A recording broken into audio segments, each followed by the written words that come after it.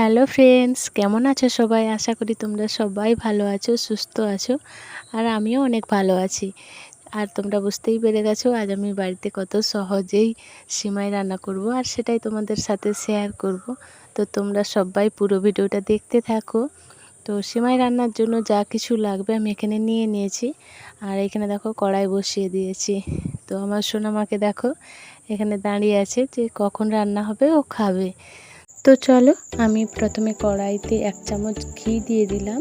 তারপর ঘিটা ভালো করে গরম করে সিমাইগুলো দিয়ে দেবো। আর সিমাই রান্নার জন্য দেখো এখানে দুধ রয়েছে, চিনি, ঘি, তেজপাতা, এলাচ, কাজু, কিশমিশ আর সিমাই। তো চলো, এখানে ঘি গরম হয়ে গেছে।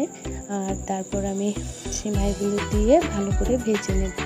তো একটু লাল লাল করে ভাজবো, তাহলে অনেক সুন্দর দেখাবে। আর সাদা সাদা হয়ে থাকলে ঘাঁটা হয়ে যাবে, তাই একটু ভালো করে ভেজে নেব লাল করে। তোমরাও যারা বাড়িতে সিমাই রান্না করো, তো প্রথমে এইভাবে ভালো করে ভেজে নেবে। তো একটু লাল লাল করে ভেজে নেবে, দেখবে অনেক সুন্দর লাগবে। তো অনেক ছড়া ছড়া হয়ে থাকবে, কারোর সঙ্গে কারো গায়ে গায়ে লাগবে না। তো সিমাইগুলো একটু কাঁচা কাঁচা থাকলে গায়ে গায়ে লেগে যায়, তার জন্য প্রথমে যদি একটু ভালো করে ভেজে নাও তাহলে অনেক সুন্দর লাগবে। তো চলো, তারপর আমি এখানে পরিমাণ মতো দুধ দিয়ে দিলাম। তারপর আমি সিমাই রান্নার জন্য যা কিছু নিয়ে এসেছি এক এক করে দিয়ে দেব। তো দেখো, প্রথমে আমি চিনি দিলাম, তারপরে তেজপাতা, কাজু, কিশমিশ, সবশেষে দেখো এলাচ, সব একসাথে দিয়ে ভালো করে মিশিয়ে নিলাম। তারপর এটা আমি 5 মিনিট ফুটিয়ে নেব। তো আমি একটু চিনি কম করে দিয়েছি, তো আমাদের বাড়িতে নারকেলি মিষ্টি ছিল, ওটা দিয়েছি, তার জন্য আর নারকেল কুড়ো করে দিলাম না। তোমরা চাইলে নারকেল কুড়ো করে দিতে পারো। তো সিমাই নামানোর আগে একটু নারকেল কুড়ো দিও, তো ভালো লাগবে খেতে।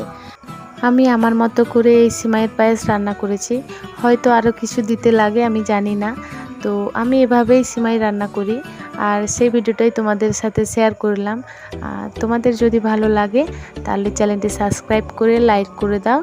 আর সবাইকে বলছি সাপোর্ট করো, পাশে থেকো।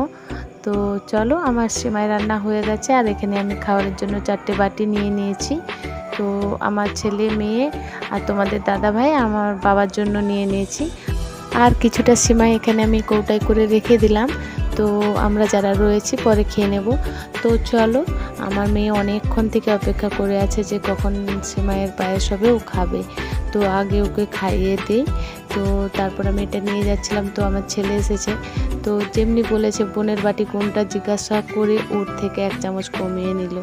তো যাদের বাড়িতে ভাই বোন রয়েছে তারা কি এমনটাই করে? তো ওদের তো আমি সামলাতেই পারি না। আর এইটা যদি আমার সোনামা দেখে নিত যে ওর বাটি থেকে ওর দাদা 1 চামচ নিয়ে নিয়েছে, তাহলে অনেক ঝামেলা করতো, ও হয়তো খেতই না। তো ভাই বোনকে নিয়ে আমি আর পারি না, সব সময় ভাই বোনের মধ্যে খুনসুটি হয়েই থাকে। তো তোমাদের সাথেও কি এমনটা হয়? কমেন্টে জানাবে। তো চলো, এখনকার ভিডিও পর্যন্তই থাক, দেখা হবে পরের ভিডিওতে। টাটা বন্ধুরা।